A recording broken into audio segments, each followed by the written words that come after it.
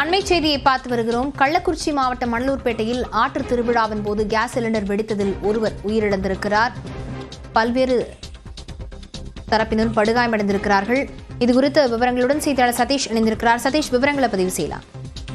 லாவண்யா, ஒவ்வொரு ஆண்டும் தைத்திங்கள் 5ஆம் தேதி திருவண்ணாமலை அடுத்த கள்ளக்குறிச்சி பகுதியில் சேர்ந்த மணலூர்பேட்டை பகுதியில் ஆற்று திருவிழா நடைபெறுவது வழக்கம். இந்த ஆற்று திருவிழானது மிகவும் பிரசித்தி பெற்றது. கிட்டத்தட்ட 20,000-30,000 பக்தர்கள் கலந்து கொள்வார்கள். குறிப்பாக இன்று திருவண்ணாமலையில் இருந்து அண்ணாமலையார் உண்ணாமலையம்மன் சிறப்பு அபிஷேகங்கள் நடைபெற்று ஆற்று திருவிழாவிற்கு இன்று காலை புறப்பட்டு சென்றது. பிற்பகலில் மணலூர்பேட்டை ஆற்றங்கரையில் சென்றவுடன் சுற்று வட்டார பகுதிகளை சேர்ந்த சுமார் ஒரு 50க்கும் மேற்பட்ட சுவாமிகள் அந்த ஒரே இடத்தில் கூடி தீர்த்தவாரி நடைபெறுவது வழக்கம். இதில் ஆண்டுதோறும் நடைபெறும் ஆற்று திருவிழாவில் கிட்டத்தட்ட 20,000-30,000 பக்தர்கள் கலந்து கொள்வார்கள். அதற்குண்டான ஏற்பாடுகள் மாவட்ட நிர்வாகம் சார்பில் செய்திருந்தனர். இந்நிலையில் இன்று மாலை 5 மணி அளவில் சாமி தீர்த்தவாரிகள் முடிந்து நைட்டு அங்கே இரவு சாமி தங்கிவிடும்.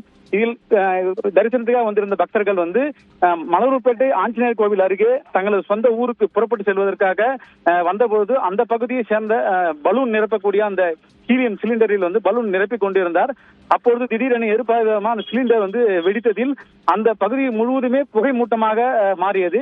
இதில் கலா என்ற திருவண்ணாமலை வெங்காய வேலூர் பகுதியை சேர்ந்த கலா என்பவர் அதில் 2 கால்களும் துண்டான நிலையில் அங்கே சம்பவ இடத்தில் உயிரிழந்து தற்போது பிரேத பரிசோதனை திருவண்ணாமலை அரசு மருத்துவக் கல்லூரி மருத்துவமனைக்கு அனுமதிக்கப்பட்டுள்ளார்.